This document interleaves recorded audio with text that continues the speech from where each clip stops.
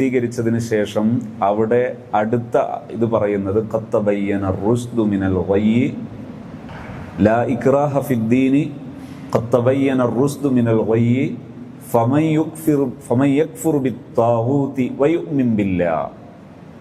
ഒരാൾ അള്ളാഹുവിൽ വിശ്വസിക്കുന്ന വിശ്വാസധാര മനസ്സിലേക്ക് വരുന്ന സമയത്ത് വിശ്വാസത്തിന്റെ പ്രോസസ്സ് എന്താണ്? ഫമൻ യക്ഫുർ ബിത്താഗൂത്ത്. ഇവിടെ ത്വാഗൂത്ത് എന്താണ്? നേരത്തെ അള്ളാഹുവിലുള്ള വിശ്വാസം പ്രഖ്യാപിക്കുന്ന സാഹചര്യത്തിൽ അള്ളാഹുവല്ലാത്ത പലതിനെയും